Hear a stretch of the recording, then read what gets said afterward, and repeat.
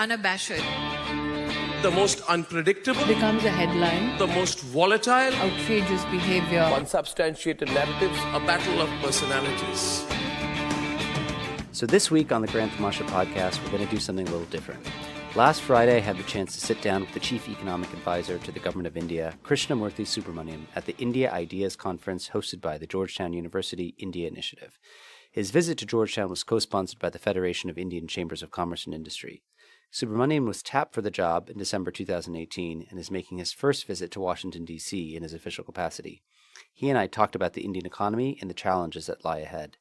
We thought Grand Tamasha listeners would be interested in what the new CEA had to say, and so we're bringing you our conversation in its entirety. Our first panel takes advantage of the visit of the new Chief Economic Advisor of the Government of India to Washington, D.C. for the IMF World Bank meetings and other engagements, and I'm very grateful that he has taken the time this morning to come join us over here. I'm going to ask Mr. Sandeep Somani, President of FICCI, to come up in a second to introduce our Chief Economic Advisor. Mr. Somani is a distinguished entrepreneur and business person from India. He's an engineer by trade, but has built an incredibly successful business in housewares and is really a pioneer in the Indian ceramics industry. I've asked Milan, who's director of the South Asia program at the Carnegie Endowment for International Peace, to moderate this conversation. If you don't know Milan's work already, I'd be surprised, but Milan, of course, is the author of a very important book on Indian elections. He now has a new podcast called Grand Tamasha that I encourage you to check out, especially right now at election season, and I'm sure you can hear more about that a little later this morning as well, when Milan moderates a second panel on the Indian elections itself. Thank you very much for that introduction. Thank you to Irfan, to the India Initiative at Georgetown, and to the university for making this possible. And welcome to the newly inducted Chief Economic Advisor to the Government of India, Dr. Subramanian. Congratulations on your new job. Thank you. And welcome to Washington. Good morning, ladies and gentlemen. So let's just go right in, because I know your time is short and we have a busy day ahead of us. We are meeting on the sidelines of the spring meetings of the IMF and the World Bank. The IMF recently put out their annual World Economic Outlook, and the title of their new report sort of summarizes the contents pretty aptly: Growth Slowdown, Precarious Recovery. I would like to just begin the conversation with a macro question about how India is situated right now in the global economic environment. We have a number of disconcerting trends, whether it's questions about Brexit and the Eurozone, questions about the negative implications of the US-China trade war, and other headwinds lingering in the air. Tell us how India is positioned as you see it right now. First of all, let me thank the organizers for having me here. I'm really happy to be here. So yeah, Milan, so let me, I think, just quickly talk about what has been the performance, and my interpretation of, of the way in which the Indian economy has done to try and sort of answer that question. As you would know, I think over the last 5 years, the average growth rate for GDP has been 7.5%. And a significant part of that growth has come from domestic consumption, which I think is quite pertinent in the context of what you are, talking about, especially because, given the sort of the linkage of the Indian economy with the world that had happened, I think the fact that a significant part of the growth has come from domestic consumption, which itself, if you think about it, sort of scratch the surface a little bit, that links to the really benign inflation environment that has been there. The average rate of inflation has been about between 4.5%. Contrast that with 10% plus double-digit inflation that was prevailing up until 2014. So a lot of purchasing power has been put in the hands of the, the middle class and the bottom of the pyramid. So, sort of we did a counterfactual estimation and said if those 10% plus rates of inflation had prevailed, a lot of essential commodities would have been about 30 to 35% costlier than what they actually are. And that's the purchasing power that I'm talking about, through the domestic class, which then sort of provides resilience, because this purchasing power has been created in the middle class and the bottom of the pyramid. I do reckon that despite some of the the headwinds that will be coming from global growth, I think we should be able to continue clocking 7 and thereabouts, 7% thereabouts. Of course, we'd I think if the global economy starts doing better and thereby our exports pick up, then you would actually expect that those tailwinds to then sort of start really pushing our growth further. But I think despite the headwinds, I am actually confident that we should be able to clock 7% thereabouts definitely over the next 5 years. So I want to shift a bit from the macro environment to what's happening within India's borders. One of the most critical domestic economic challenges, and you talked about this, written about this, is the twin balance sheet issue, right? So this combination of non-performing assets on the books of largely public sector banks and infrastructure and other companies which have highly indebted balance sheets. Together, these have acted in combination as a sort of vice on the Indian economy, which have kept investments low. Where do you think things stand today in terms of addressing or unpacking this sort of binding constraint? So, before I get to that question, let me talk about, because it's quite related, one of the key reforms that has happened over the last 5 years, which is the enactment of the Insolvency and Bankruptcy Code. If those who have been observing India over the last several decades, I think one of the things that generally, has pained academics like us, is the fact that a lot of the businesses used to play a game, toss a coin, heads you win, tails the bank loses, right? And that used to happen because of the way in which there was basically, so we had capitalism without exit because the bankruptcy code was just not there. And one of the key, I think, this is something that here, in the US, everybody agrees that you can't have capitalism without entry or exit, both functioning, simultaneously well.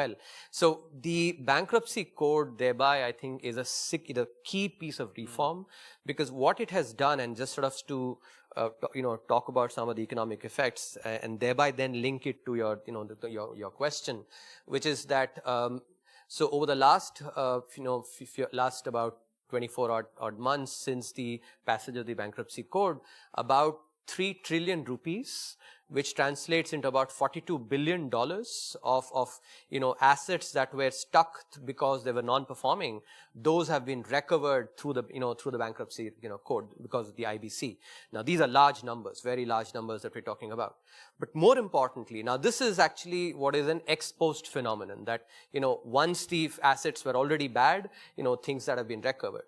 But as economists, we actually think a lot more about the ex ante effects that it creates. The ex ante effect is the fact that because now a promoter or a shareholder actually worries about the fact that if he or she does not repay, there is the legitimate, fear that the company could be taken to bankruptcy and thereby lose control. So there is a credible threat now that the promoter faces. And thereby what is, it's creating is this behavioral change now. And when we talk to, to sort of banks, what we find is that the recovery or the likelihood of the loan getting repaid, that has increased significantly. And this is quite important for us to understand both, the dual balance sheet problem, but also more broadly the gross capital formation in the economy. Because, people have been saying, the pickup in the private capital formation, for instance, has not been that good. It's been anemic. And I would like to explain that. Remember that, the Indian corporates actually had been doing capital budgeting, and the Indian banks were actually lending money for such capital budgeting projects in a regime where there was very little threat for the shareholder. And therefore the shareholder, the promoter, could actually not be very careful about the capital budgeting, the projections, because he or she knew very well that if things basically came to a pass, things didn't work out very well, he could sit across the bank and either evergreen the loan or actually, continue it. And in fact, there's one famous promoter who basically has, is publicly quoted as saying that the culture here is, if we basically don't repay, you give us more money. And that's been the Now, from that scenario to actually now a scenario where you really run the risk of losing control, you have to be very, very careful about your capital budgeting. You cannot just basically pull out numbers out of a hat and put it on an Excel sheet and show it to the bank and say, okay, fund me the project now. And therefore, this behavioral change is something that will take time, for capital budgeting to be done more carefully. At the same time, on the bank side as well, you have, and there's a classic phenomenon happens across the world where banks become once, bitten, twice shy. There's risk aversion, especially because a large part of the Indian banking sector is dominated by the public sector banks, governments, where for various reasons, this is one of the problems that we need to be working on, the equating of bad judgment with malified intent.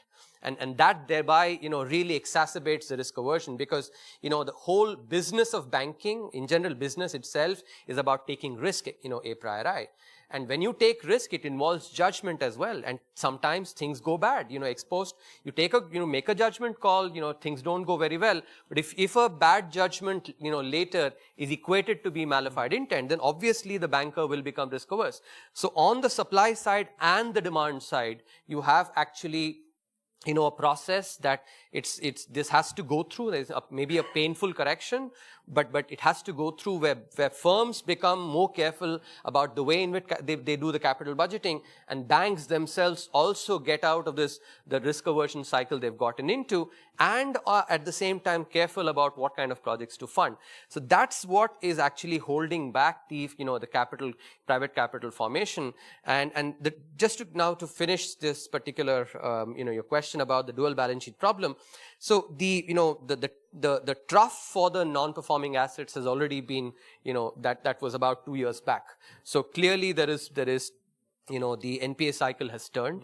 Also the bank credit, especially to large firms, those numbers have actually started growing now quite robustly.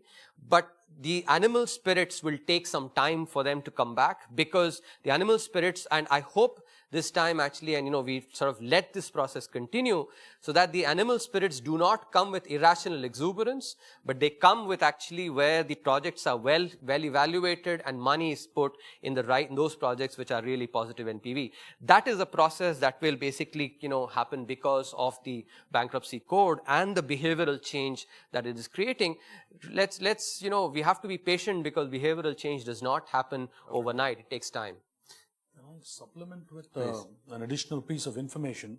So the RBI did a study recently, and the average capacity utilization across industry has now reached 78%. Now at 78%, as many of you may know, in India to even start a brownfield expansion can take anywhere between 12 to 18 months for it to come on stream. So I think in the latter part of this year and certainly next year, you will see an uptake in capital investment, because otherwise companies will start losing customers. And as far as what Dr. Subramanian said, I think from a business point of view, I think the single most important legislation the government has done in the last 5 years is, of course, the introduction of GST, which is a unified VAT system and replaced 28 different laws of taxation. But I think the second most important thing is this insolvency and bankruptcy code. And I can tell you, from an entrepreneur point of view, the old concept of the Wild Wild West has gone, finished. The government has realized close to $30 billion without even taking those companies to, the banks have realized nearly $30 billion without even taking the company to bankruptcy. Just the threat of bankruptcy has released close to $30 billion. So I think the threat of losing their companies is great, and it's a good thing. For the economy, it's a great thing because it separates the good promoters and entrepreneurs from the ones who are a bit dubious, but were giving the whole community a bad name. And let me add, I think this is something where, I think not enough credit has been given to India. If you look at over the last few months, you've had a set of brothers who actually, and the brothers, the 3 sets of brothers that I'm talking about, who actually have been told by the court to repay or go to jail. Now, for me as an Indian, this is unheard of. And I think about the way I think about crony capitalism or cronyism in an economy, think about a 2x2 matrix, and you have ex ante, or sort of think about, let's say, de jure law versus de facto, and you actually have on the other axis the large, well-connected versus the average person. And the difference between de jure versus de facto, the way the law operates, and the way that does for the well-connected person who can actually work the system versus, let's say, the average person, that is a measure of the cronyism in the economy. Now, here in the case of the bankruptcy code, you've had the dirty dozen, right? The top 12 defaulters actually being taken to bankruptcy together with the other borrowers. And you have people who, it's unheard of, actually, these people to be able to say, being even told that you might have to go to jail. And I think as a common citizen of this country, I'm so glad to be seeing this, that for the first time, actually, at least in parts, and that is not to say that we still have to go a distance, but at least a start has been made where we basically don't, have this dictum where you show me the law and then show me the person on whom I have to apply the law, and then I'll tell you how it has to be applied. I think it's a welcome departure from that aspect, which, especially I think the way the media covers some of this, I think not enough has been talked about, about what has happened in India over the last 5 years. It reminds me of that great dictum from a former Latin American dictator who said, for my friends, everything, for my enemies, the law, right? Yeah. And I think, you know what I'm talking about, these three sets of, without naming them. Let me just, because I want to save room for questions, but there are a few more issues I just want to dig into very quickly. And Mr. Somani has given me a nice segue with GST. So this is one of the big reforms which has been talked about almost 20 years now, which this government has brought across the finish line. Yet in India, there's a lot of chatter about how to streamline GST, both to improve compliance, as well as how do you reduce the onerous burdens which are placed, particularly on small and medium enterprises. What do you see, irrespective of what happens in the next 6 weeks with the elections, what do you think is the roadmap for how we get to a GST that addresses both of these sets of issues? Okay. So, before I come to that, let me preamble by, so my research has been, for instance, in law and economics and finance, right? I've looked at law changes across the world in many, cases across different laws. And what I think sometimes we actually, impatience is good, but I think some amount of realism is important as well. When you look at seminal law changes anywhere in the world, those take time for them to actually sort of, calibrate into perfection or calibrate into the optimal. It doesn't happen. You don't basically, enact a law and it basically hits perfection right away. There is, especially in a country like India, as diverse, as many stakeholders, as many constituents as there are. So GST, so for instance, sometimes there is this point made about, we have too many rates. I actually look at it saying, at least we've got the camel under the tent. If we basically said, let's insist on just one rate, it wouldn't have happened. The other important aspect to take into account, I think this is, as an economist, I look at this, historically, India has reformed only when faced with a crisis. But for the first time here, it actually, we've had some, important reform that has happened despite there being no crisis. And critically, as there are two key drivers that have happened. As economists, we talk about what are called side bets, the ability to make side bets, right?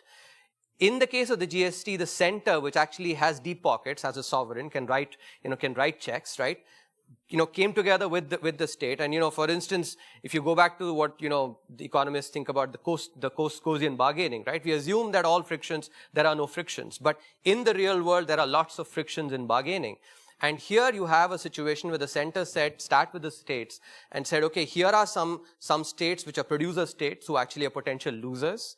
And these are the ones that are going to hold out in actually arriving at a solution that is actually optimal for the country. So the center said, okay, let me make a side bet with you actually and commit to you.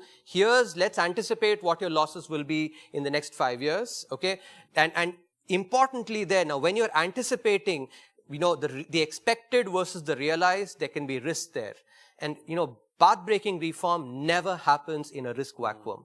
It actually requires the political, establishment to be able to take risk. The reason this did not happen, why feet was dragged for 10 years was because the risk appetite was not there.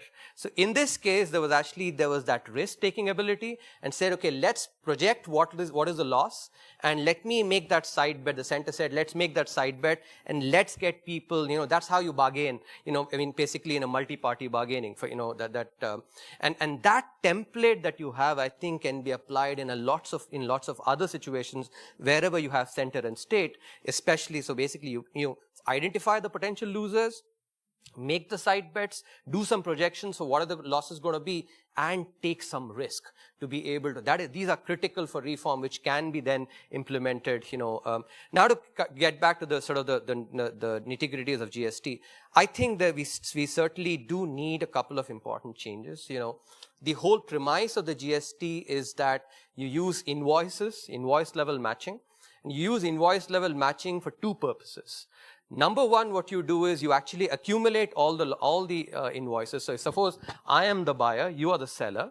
I actually have all the invoices, that you've sold to me, and maybe, and it's been sold by others as well. What I do is I match all of that to basically verify whether the costs that I'm claiming are those actually correct or not. Number one. But number two, what is actually, those of you sort of think about actually just doing a simple matrix inversion, because the amount of stuff that I've bought is just a linear combination of everything that people have sold. And so you invert that matrix, you should be able to get the actual amount that people have sold, right, by using this invoice level matching. And that's why it's a critical part of the GST itself, which is the invoice level matching. For various reasons, that's something that has not happened, but should happen, I think. And that's something that should be the next step, because then when, and what has happened, for instance, is the GST numbers have been coming down, because once people start knowing that the invoice level matching is not happening, I can actually go and claim any amount of costs, and I can basically, sort of declare revenues as well, and the checks are not happening. So the invoice level matching, I think, is an important part of the next step to GST, which then should really help in pushing up indirect taxes actually to the levels that were anticipated.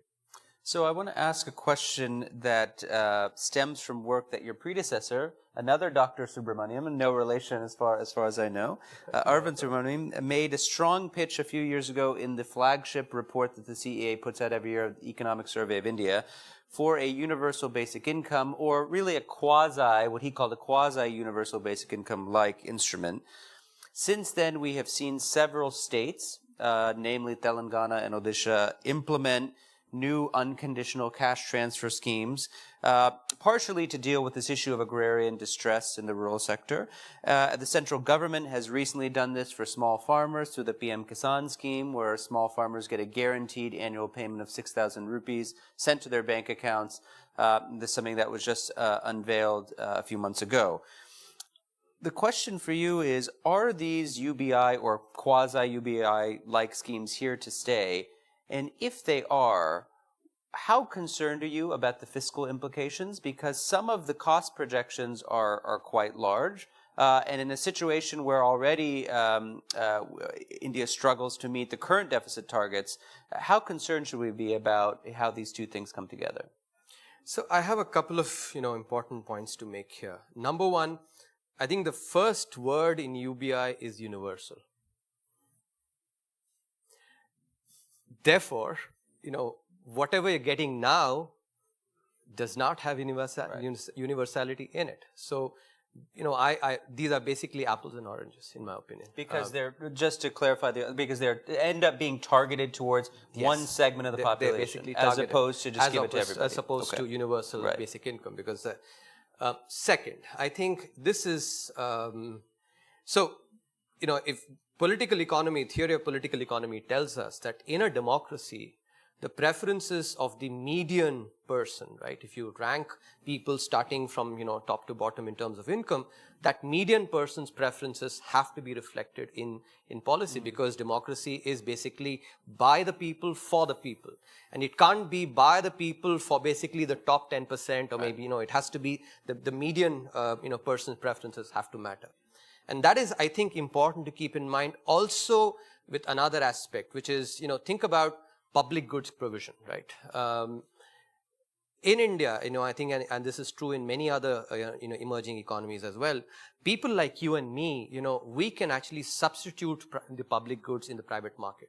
For instance, if, let's say, I don't get good education from the government schools, I send my kids to private school. If I don't get good health care from the, from the government hospitals, I go to the private hospitals. If I don't get good security from the police, I actually have private guards. Right. If I don't get electricity, I actually get, put generators, right? People like you and me can, substitute every public good that the government should be providing in the private market. But this median, person that we're talking about cannot actually do that, number one. Number two, this median person also suffers from the fact that because coverage of insurance actually is not that large, even temporary shocks actually have permanent debilitating effects. Which so the absence of public goods, or let's say the lack of adequate provision of public goods, which last 70 years I think something that we've not done well enough, combined with the absence of insurance, actually makes them quite vulnerable. So I think this is the backdrop against which we have to be evaluating some of the policies that are being made. Now, specifically, let me come to the PM Kisan scheme. If you look at what is called the risk-adjusted return, right? Or the risk-return payoff that a farmer faces, the returns are not that high, but the risk, whether it's actually on the production side or even on the marketing side, the risks are huge, right? Climate risks, even after yield risk, a bunch of things. Even after he's produced, whether actually he'll be able to fetch a good price for his produce or not, these are all the risks that he faces. So, as financial economists, we think about what is called alpha. The alpha is actually hugely negative in farming, right? Now, combined with that, what you also have is a food economy where the food production is growing at more than 3%, while the population is growing at less than 1%. So you inevitably will have surpluses. Right. And surpluses, Econ 101 tells you that therefore you'll have dampened prices. What people are talking about basically the, lack of or deflation in food of, inflation, which is basically the simple, artifact of this feature. Therefore, there has to be, given what I talked about the median, person's preferences, you have to actually take care of that. And what PM Kisan does, while people have talked about on the return side, I think as economists, we should be focusing on the risk aspect as well. What this critically does, and is that because 2,000 rupees is given every 4 months, it's assured income. And that assured income brings down the risk significantly. So we did some sort of, back of the envelope kind of calculations, assuming some distribution. Let's say, no one knows what is the true distribution of cash flows, let's say, for a farmer. But if you make some distributional assumptions and take into account the fact that the prices of potatoes, for instance, is about 30 times as volatile, if you take the standard deviation as the mean, that means it's hugely volatile, right? So this assured return every 4 months of 2,000 rupees really reduces the risk significantly. And if I say it differently, with a 1/3 probability, a person actually who's growing cereals, rice or wheat, can actually be earning less than 2,000 rupees with a 1 in 3 chance. And in that, that state of the world, when actually that 1 in 3 probability indeed manifests, then this 2,000 rupees actually, really acts as huge succor for that person. So that's the way I would look at it as from an as an economist. I think the fiscal part is something that what you're bringing up is important. The way I would look at it is that, given some of the steps that we're taking on the revenue side, we should be trying to create the space for taking, care of some of the vulnerabilities of people who actually sort of need some of the attention. So I'm cognizant of the time. I wanted to, let's see here. Okay, we have a few more minutes, so great. So, Mr. Subramanian, I wanted to bring you into this conversation. One issue which gets a lot of airtime in Washington, D.C., and I imagine in other world capitals as well, is the need for factor market reform in India. This, particularly issues of land and labor, right? If you look at any business manifesto anywhere, these are always prominently featured. The question for you is, how important do you actually think these reforms are in terms of getting the animal spirits of the economy going? And are there things happening perhaps at the subnational level? We know these things are very difficult to do at the national level because of India's political economy. Are there things happening at, say, the state level that we should be paying attention to when it comes to easing the constraints on businesses acquiring land, hiring and firing workers, scaling up, so on? Okay, so that's a very good question actually. So as you know, India has significantly improved its positioning in terms of the ease of doing business. But what business is concerned about is the cost of doing business has not gone down. And if you look at it, there are three components to that: land, labor, and I think a very immediate component in terms of interest rates. I think interest rates in India are at a historical high. The repo rates, fortunately, we have a new RBI governor who's very open to at least meeting the various constituents, getting inputs from them. So as FICCI, we've gone and met the RBI governor. He was very receptive to our thoughts. And he is walking the path. He has twice in the last 3 months reduced interest rates by 0.25% each. If you ask me whether that's enough, certainly not. That doesn't bring out any animal spirits. And also there's a transmission problem. When the reductions are small, we've noticed that the banks absorb it to offset their other issues.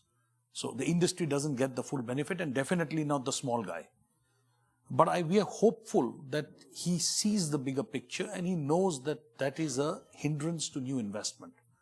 But I think that's not the only hindrance. I think the issues of land and labor, let me deal with it separately.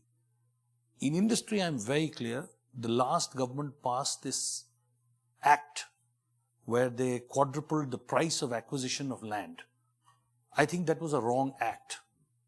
It is an act which is negative and will act against industrialization of the country.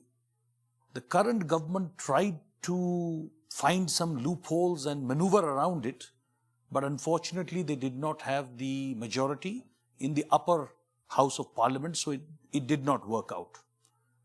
However, having said that, I think if they come back with good numbers, they may make an attempt again in the future. In the meanwhile, the state governments have enough land which they have acquired previously. So if you ask me if industrialization has suffered in these last 5 years, it hasn't. And maybe they have enough land for another 4 to 5 years. So I think to that extent we are okay. But once the existing land bank runs out and they do not change the Land Act, I think we are in for trouble, because the cost of acquisition of land the cost will go through the roof, and the second, it becomes extremely torturous to acquire large pieces of land in the first place. So that is a real concern. I think on labor, I think it's overharped. Particularly foreigners don't understand the possibilities of manipulating the system so that, and all legally, that you can manage. See, the days of strikes and all are over now. We don't lose much man days. India is poor in terms of labor productivity. So all the Indian politicians will tell you Indian labor is cheap. Yes, it's cheap, but it's very unproductive. So net, if you offset the productivity and the cost, I don't think they're that cheap, frankly.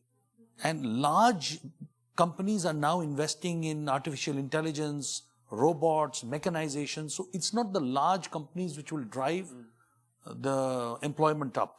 But there are a lot of mid-sized companies which still hire, small companies still hire.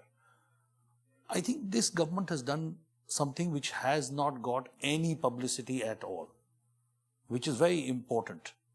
So the government has said that we allow. This was originally done by the current government to encourage employment in certain sectors which are labor intensive, like textiles, footwear, leather, that kind of stuff.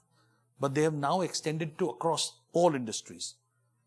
And what they've said is that you can employ labor on a contractual basis. That means if you now need to employ somebody for 2 years, you give a 2-year contract. After 2 years, that labor is no more with you.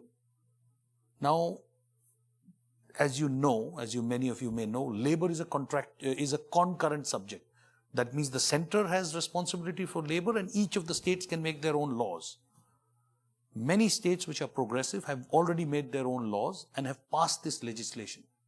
So you can appoint somebody for 6 months, you can appoint somebody for 1 year, 2 years, 3 years, it's your discretion. And therefore you can circumvent our very tight labor laws by bringing in this component. So we have just a few minutes for questions, and I'm sure we have many of them. So I'll just ask you to please, are there mics going around, Irfan? Is there a microphone? Yeah. So wait for the mic. Please identify yourself and make your question a true question, and please make them short. I will have to cut you off if you're going for too long. Let's start right here with this young woman here in the second row.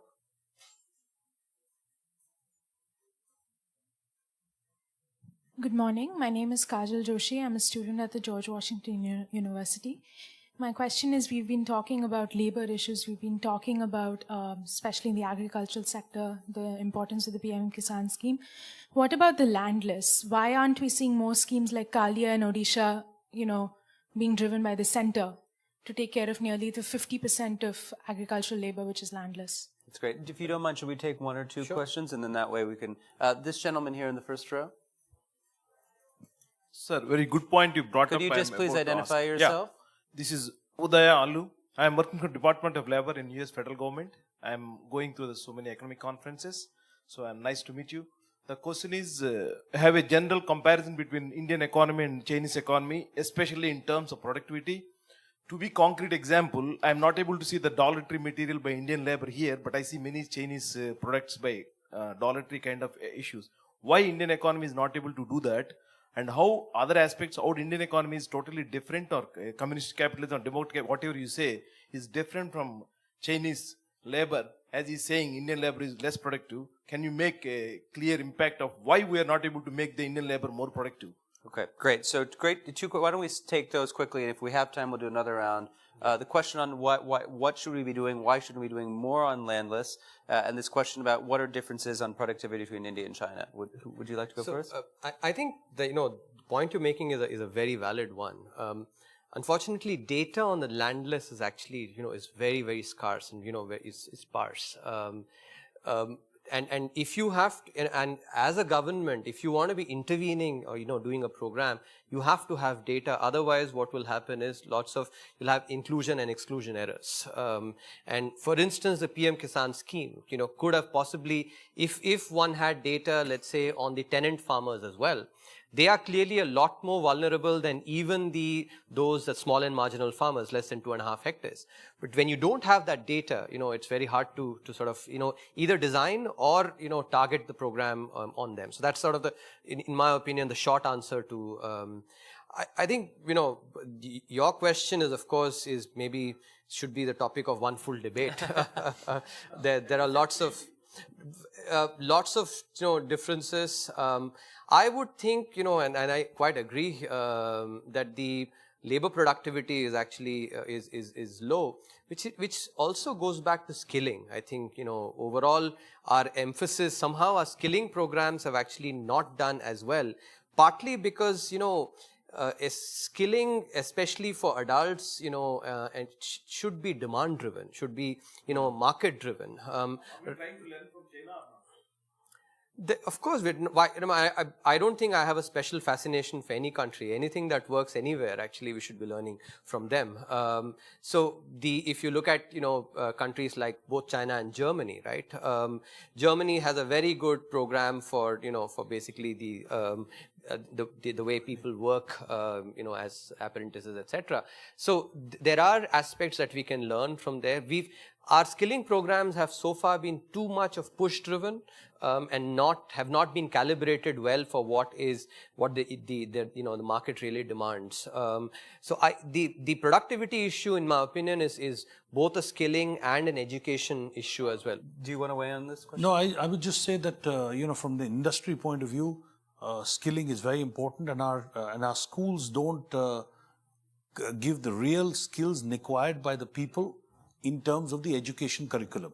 So that, I think, that someday the government has to change the system to be able to skill them better while they are still in school. Secondly, we believe, and we have proposed to the government, that give a small flexibility to industry, let them fire or hire. We don't like the word hire and fire, the politicians don't accept it, but let them be given flexibility to remove 5% of the labor force, that's it. We believe the productivity will go up significantly because there will be some fear. Today there's no fear. So under fear, the workers work better. Exactly as it's happening in the IBC. Exactly. Let's take a question from this gentleman here. My name also is Dr. Subramanian. Oh my goodness. But it is Siva Subramanian, no relationship. But I am good friend of Arvind Subramanian with proper disclosure. I'm just focusing on two aspects of it, and one else you already addressed in terms of the landless and the question of the GDP, 7%. Even though it is, compared to here, it is significant. Is that something that is sufficient for over a period of time to be able to get the economy going to where it should be? And then the second is, are there any other programs that you're looking at, the medium income that you talked about, the middle income being the largest, in terms of it, what are that is being planned? Okay, that's great. And right here on the aisle, please. Hi, Dr. Subramanian. I'm Siddhi Doshi from Brookings Institution, and thanks for being here. My question is that economic statistics in India seem to be in somewhat of a crisis, and as a macroeconomics researcher, these inconsistencies really make me nervous and uncomfortable, and I was wondering if you had any solutions, insights on the same. Great, thank you. So one question on, is 7.5 or 7% good enough? And question on the sanctity or reliability of data. So first of all, let me, talk about this. We're doing some work on this, so I'm speaking based on, hopefully we'll have a, more crystallized, but I'm going to give you a work in process answer here.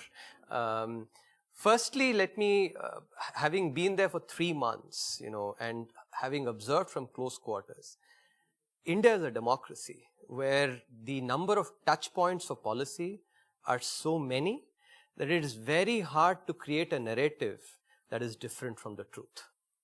Somebody will squeal, it's very, very hard. For instance, those numbers come to me, you would think that, and I definitely believe I care for my reputation a lot more than being in a particular office for a few years. So like that, there are so many different. So it's first on the process, it's very hard to create a narrative. The media can create a narrative, but inside the government to create a narrative that is different from the truth, it's very hard. Now let me come to your. There are two aspects, what has happened is actually earlier our GDP series was based on the factor cost, Now we are doing based on GVA. And if you look at the changes that have happened, we're using better proxies. For instance, instead of using the IIP numbers, we use the MCA. Right? Could you just explain quickly? Yeah, let me actually. IIP is the Index of Industrial Production, and MCA is the Ministry of Corporate Affairs, the financial statements. So all companies in India, whether they're listed or unlisted, have to actually file the license to basically be a company is given by the registrar of companies, and they have to go and file their financial statements with the Ministry of Corporate Affairs. And this is a fact that any company that actually has a financial statement has to be audited by an auditor first, has to be passed by the board of directors. The board has to sign on it, with especially the audit committee chairman signing on it, and then it has to be put to the to the MCA, which goes over it as well. So you have 3 levels of checks. So the index of industrial production actually does not have any of those checks. This has been replaced. So the MCA is what is being used for calculating manufacturing, the value added there instead of the IIP numbers. To give you one example of the kind of proxies that are being used, and because, just to sort of give you a more concrete, example, take the value added in telecom. Earlier, the proxy that was being used was the number of subscribers. Now, suppose, I have a phone, you have a phone as well, okay? I don't use my phone very much. You use your phone very, very intensively. Clearly, you're creating a lot more economic activity than I am doing. But if you're using the number of subscribers, you and I are basically painted with the same brush. But the new series, for instance, uses the number of minutes of usage as the proxy for calculating the gross value added in the telecom sector. This is one example of actually a better proxy being used, right? Overall, if you see, and we're basically, I cannot tell you emphatically, we're doing some numbers here. If you look at the first estimate versus the final estimate that comes, and in manufacturing, there is what is called the Annual Survey of Industries, the ASI, which actually is, that series goes back very long from 1981. There's no change in that at all. And if you look at the value added that has happened, if you look at the growth in value added, that relates very well with the growth that has happened in the GDP as well. And if we look at the changes, so for instance, the IIP numbers used to come up, and then the revisions would come up many times 2 years later through the ASI. Not, that because it came so late, people wouldn't pay that much attention. Now what happens is the MCA numbers come up much sooner, and you can go and check the ASI. If you look at the differences between the first estimate and the final estimate from the ASI using the IIP numbers, and using the current MCA versus the ASI, you actually find the errors are lower.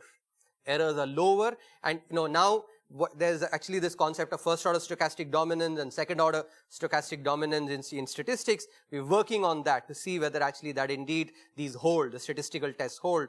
I can't tell you that, but the errors actually are lower, which is reflecting the fact that the proxies are better, okay? Number two, that on the demonetization year, for instance, if you actually, people talk about the, the increases. Let's also remember that the same series is also telling us that the last previous 2 quarters, growth has slowed down. So, if it were actually a narrative that was developing, right, you could develop a narrative, we would do, why not? Even this one, let's say you're having really good growth. Why reveal that, the second 2 quarters actually are not doing very well, right? Which goes back to my point of actually it's very hard in India to build a narrative different from the truth. The demonetization here, if you look at it, you take GDP growth as GVA, gross value added plus taxes. The biggest increase has been in taxes, and that we know very well that demonetization increased taxes. So the change in the, in the GDP growth rates for the demonetization year, there's not been that much change in GVA, it's been changes in the taxes. So bottom line that, I actually can tell you that, all this talk about this numbers being, either people basically do not understand the nitty-gritty or there's something else. To this narrative. And the last point on this jobs, which people are also people talk about the periodic labor force survey versus the employment and unemployment survey. Now there is this narrative that has developed which saying that, the unemployment rate is at its historical highest. That again is actually either misinformation or actually something else, because the sampling methodology in the periodic labor force survey is very different from the, from the employment unemployment survey. The employment unemployment survey, which is based on actual consumption or the wealth of the person. In contrast, the PLFS, the periodic labor force survey, the sampling is based on the level of education, because the reason this survey was created was to be able to measure formal sector jobs. So the way the sampling is done is you look at households who have at least one person who has cleared the 10th standard, okay?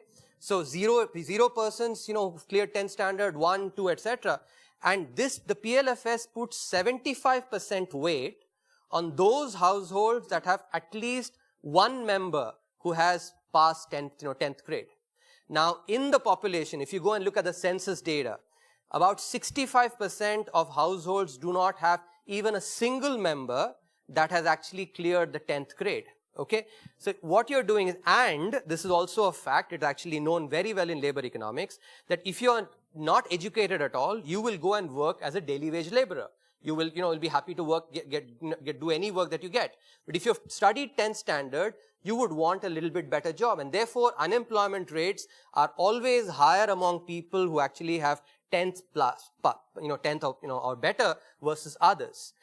What is happening in the PLFS, 25% weight is actually being put on those that have 10th grade plus, and 75% weight, sorry, the other way, 75% weight on the people who have, 10th plus, and 25% weight on the other part.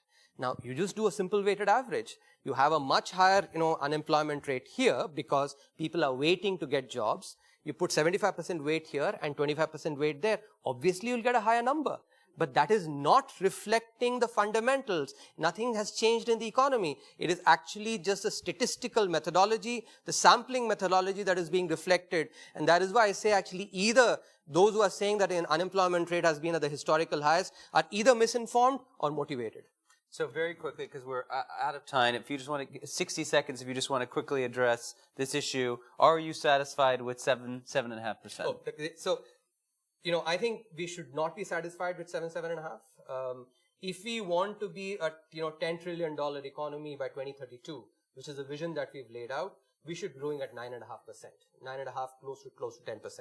So, we would have to get there, but we'll get there only if some of the, the productivity that, that was spoken about, the, many of the other frictions that there are, we'll have to remove all, many of those. I think 7.5 is good, clearly, better than what the rest of the world is doing. But I think we have to be, so that we don't miss this round, actually, we have to be growing at close to 9.5%. Where some of the structural reforms that have been done, I think are important. They should be led to run their course. And, I think it's important that the vested interests are basically kept, at bay, in these aspects.